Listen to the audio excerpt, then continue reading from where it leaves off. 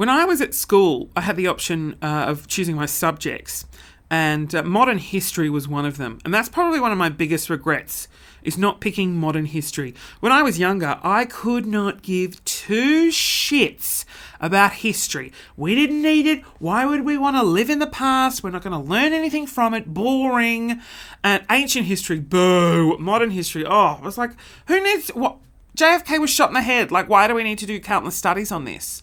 And I think it just goes to show you that, one, I was very naive when I was younger. But I think most young people are naive. They're very trusting. So trusting of the world. And now, as a 32-year-old, you can't trust anyone. The media, the government, management...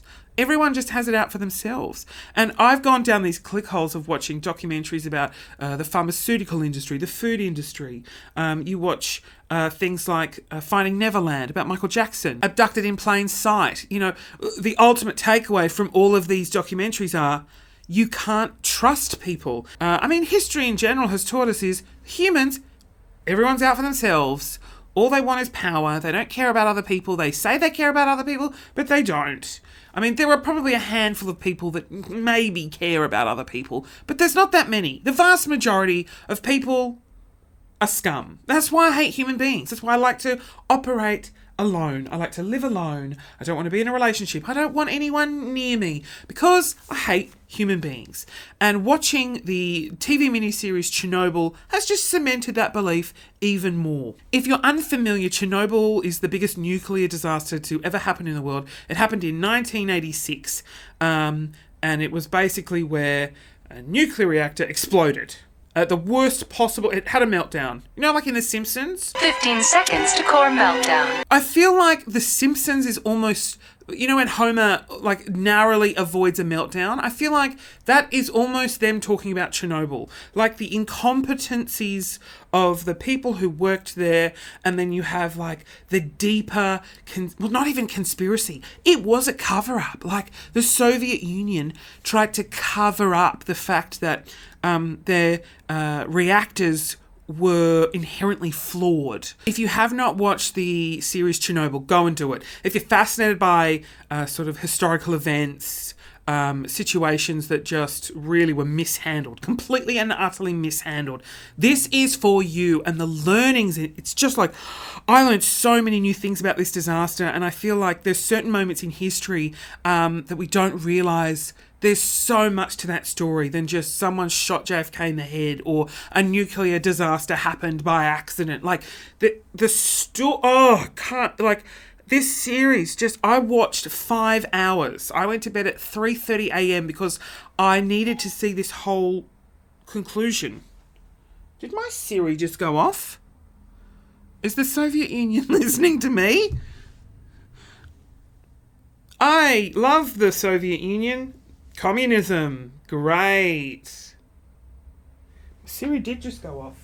The big question that I had after watching this show was, why did the Soviet Union not want the world to know what had happened?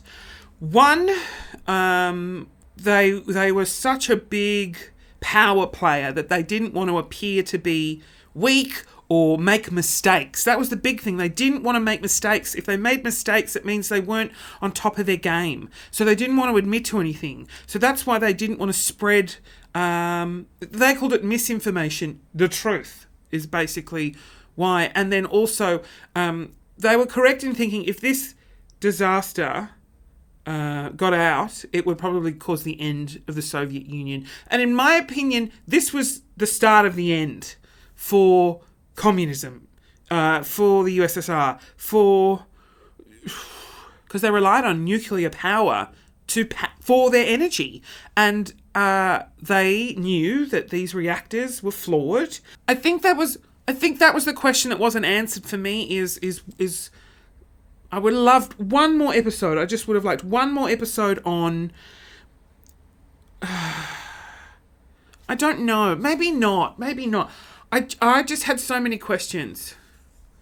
I did some Googling, and the basic answer was that there were 15 other power plants that had the same reactor, and they had to shut them down which meant that they had no, which meant that they just, in the Cold War, or they were just, it was just the end for them. Like, this was the end.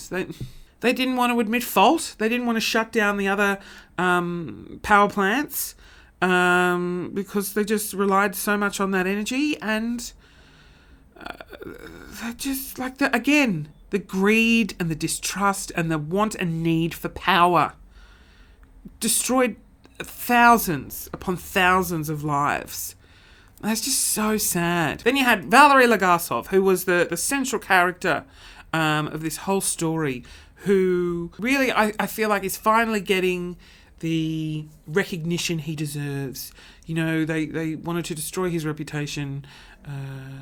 He actually ended up committing suicide, probably because of maybe the guilt and the burden and the just, he was shamed, and he really was sort of frowned upon after his testimony saying that the reactors were bad. And the storylines of the fireman's a true story, and his wife. You also feel incredibly sad for those workers who just weren't experienced enough to do what they did. This is the question, had the operators known about the graphite tips on the fuel rods, would this disaster have been avoided? Well, the answer probably is yes. And, had the proper safety systems been put in place and been made public? Yes. And, the reason why they didn't want their designs out there was, I think, because ultimately the designs of the reactors were a state secret, and they didn't want it to be leaked, or they didn't want the Americans or other people to get a hold of how they're creating their power. And crucial information was left out. And could this have been avoided had the technicians and the operators and the engineers known about it? Yes. They didn't even, the director of the director of the plant didn't even know. The plant itself was one of the best performing plants in the Soviet Union. So he was really held in high regard. And so I guess in order to maintain this high level of output from the plant, they installed reactor number 4, which was the reactor that exploded. And, pressure was put on all these people to just go above and beyond. But they're just, a nuclear power plant is not something where you want to push people to the brink. And which is what they did. And it's just such a unbelievably fascinating story. And, there's a podcast from the creators of the series that I'm now going to go and listen to.